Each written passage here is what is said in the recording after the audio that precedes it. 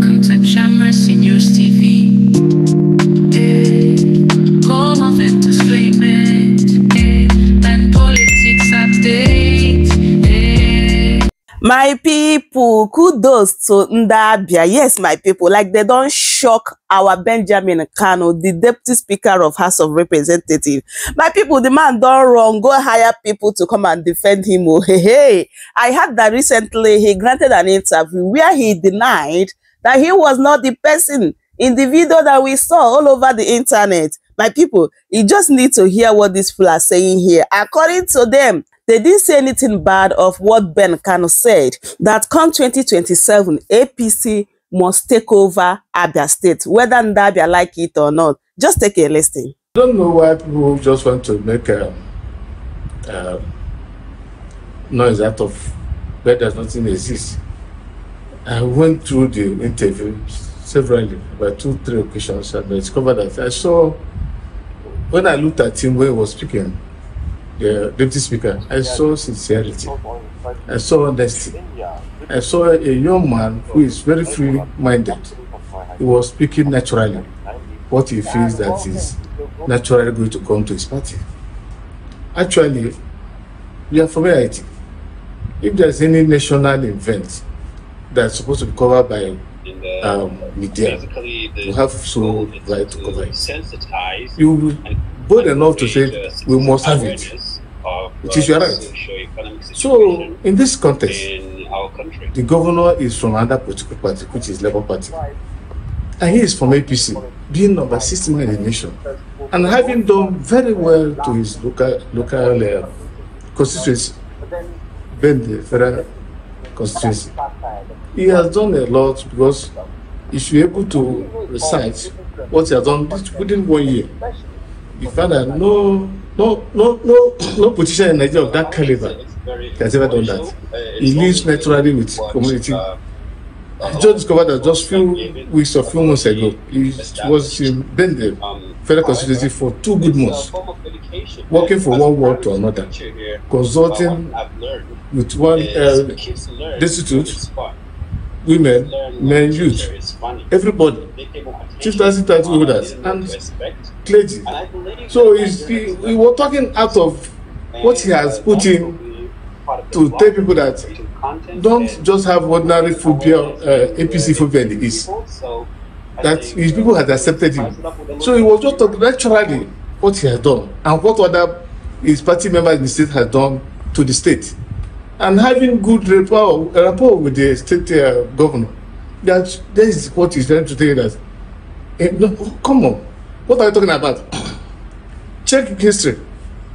In the past, people of his caliber in other political parties, and the state government is being controlled by another political party, you see a lot of political crisis in the state between the party, between the personalities. Even when they are from the same party, I wouldn't want to mention, but you and the media, you know what I'm trying to tell us. So what am I trying to say? He kept on good relationship with the state government. He stabilizes the polity of Abia State.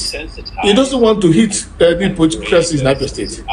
And he brought in so many things that will make Abia to thrive politically, economically, and otherwise. So for him being number 6 person in the nation, and be able to maintain relationship with the state governor, and be able to maintain peace. There's no political crisis in Abia State up to today, which shows that he's a man of peace, he's an honest person, and he wants the state to thrive economically and any manner in terms of development. So why are people making noise? He's a politician. Say why are people making noise? Because some people will feel that it's too early, in the life of this administration for politicians to be politics, especially like he said a while ago, the myriad of challenges facing Nigerians as learn when the teacher is funny. Yeah, it depends on perspective you are coming from, whoever that is talking, because as a politician, and he is close to the federal government that is dishing out the policies. He's being convinced that the policies of federal government will only thrive at the end of the day to give support to the poor masses. And that was what I tell you, he was talking honestly and open-minded, what he felt that is going to come naturally.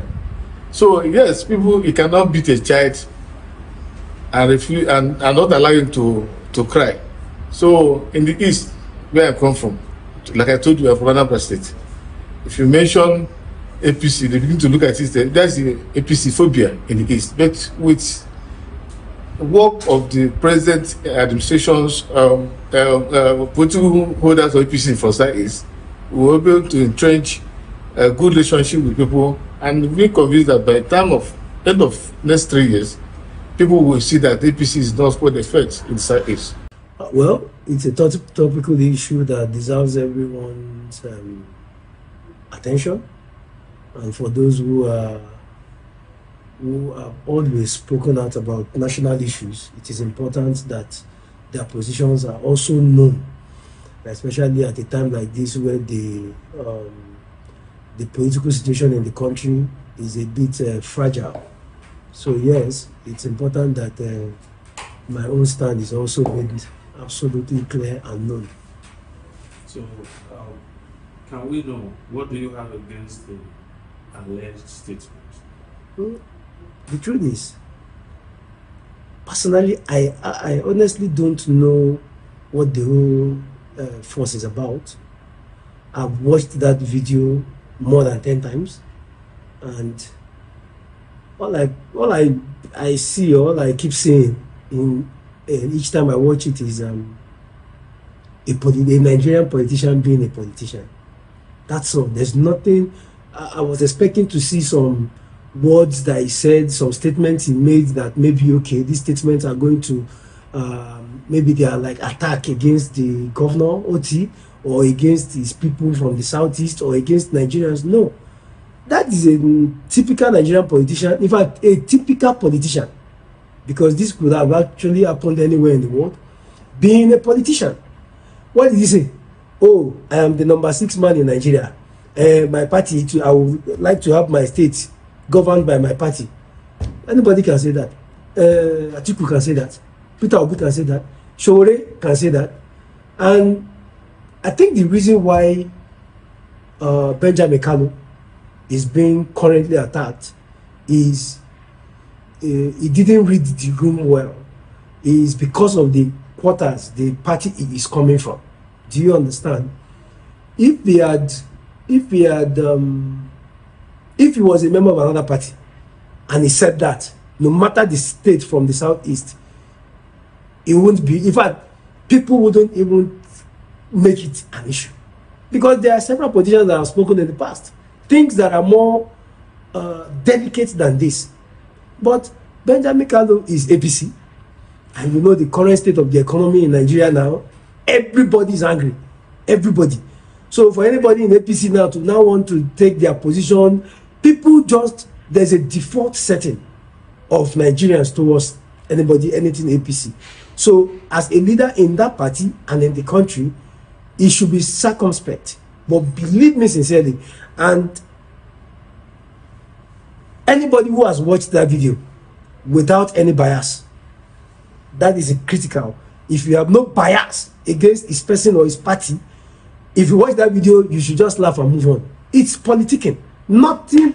If he had come in that video and said, oh, Alex Oti stole, Alex Oti is corrupt, Alex Oti is this one, he is nepotistic, Alex Oti is irresponsible, that would have been a cause for concern. Why you are? But the man just said, I want my party to lead the state. And who knows? Maybe he was even signaling Alex Oti to come and join their party. So, sincerely, we are wasting time on inconsequentials.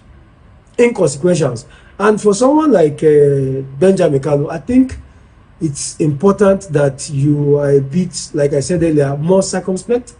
Read the mood of the nation, read the feelings of the people, and know the kind of things to. I'm not hearing that the interview was not even meant to go public, that the media house that published it did so unethically. Those ones are irrelevant. It was on video, it says so and so thing. I think it should allow elections to get closer. Then this can be said. For now, people are looking for how to survive, how to eat, how to feed, how to pay medical bills, how to pay school fees. Those are the critical things that our leaders, including the Right Honorable Deputy Speaker, should look at, and not to be pushing us into another discussion of elections at this time. Even his media office, he released a statement through his media office denying granting that interview to any of the media stations. And he was even saying that he didn't mean it, he was quoted out of context. So, don't you think for the Deputy Speaker to have done that, it signals that he still wants to maintain his relationship with God, as he has always done? With the governor? Absolutely. Him and the governor are friends. I saw a video this morning, just this morning, I think a couple of hours ago, where he visited the governor.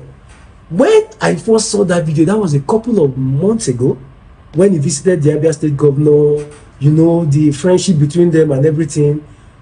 I said it publicly that this is how politics should be played.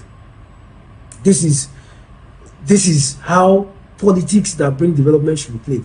See, once we are done with elections and we are done with the litigations that come after them, the next thing should be governance. Everybody should move on with governance. Then, if there are mistakes that were made in the election, how do we correct those mistakes going into the next cycle of election? Until we do this, we will keep, you know, running around in the same circle. So when I saw him visiting the governor, I was marveled. Like, I was pleased.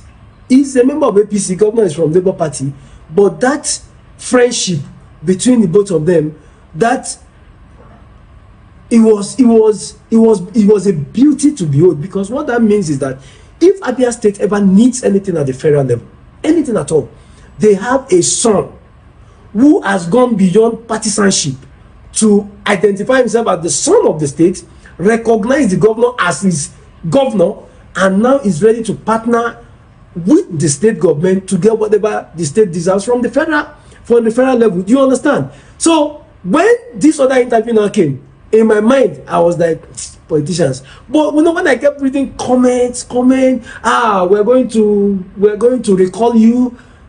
Wait, watch the video again. The man said, I am number 6 man in Nigeria. I want my state to lead. I want my party to lead the state. Honestly, there is no politician, and I dare anyone, there is no politician that will not say that. None. Whether APC, Labour, NNPP, RPP, whatever. Every politician will say that. It's just maybe the timing. But we'll get to the election time, all of them will still come back to this same media and say, so I honestly don't understand what the whole Ula Balu is about. I know people have a thing against APC from the southeast. So for someone like Benjamin Kalu, he should always read the room. He should gauge the feelings of the people. And he's been doing some things, you know, visiting young people. He's been doing quite a number of things that I don't have a personal relationship with him. But I see a young man that, if properly guided, if he is not exposed to the murky waters of media politics, he has a long way to go. His countenance, his focus, his ideas. I've seen things, because when the whole thing happened, we had to go and do a lot of research about him. This guy has done wonderfully well for his constituency. Wonderfully well. And he just needs to read the room. Please, Benjamin Kanu, read the room. The people do not loathe you or dislike you as a person. Your party might have a lot of explanations to do to the people, but you as a person has been extremely wonderful. And the prayers and advice we have is that he remains focused. If he ever errs in the future, for this one, I honestly don't see what he has done.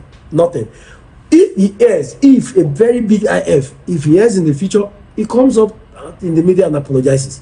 But for this one, believe me, it is because of the political party he belongs to. That is why people are not happy about what he said. It is very sad and quite unfortunate that the so-called politicians don't really know the reality on ground. It's not just because he is coming from APC, but when you truly listen to him very well in that particular video, you will see a selfish man, a man that does not even care about his people. What he is after is that of his interests, that of his party. Honestly, like, how can he see a working governor that people trust so much, that believe that in due time things will get better in Abia State? Then you are not talking about 2027 that we all are not even sure of, bragging, saying that whether Ndabia like it or not, that APC must take over Abia State. My people, I don't know what you think about what these people said here, but in my own opinion, I think if truly that he wants to still get the trust from Ndabia, he needs to come out and apologize for those things that he said in that particular video. Because Abia State, they have already vowed that come 2027, you know, this position that he's using to brag, they're going to take it away from him. So my people, I don't know what you think. I would love you guys to leave your thoughts in the comment section about what these people said here. And also, please, if today is your first time, don't forget to subscribe, like this video, share it as well. Thanks so much for watching, and I'll see you guys in my next one. Goodbye for now. Welcome to Chamber Seniors TV.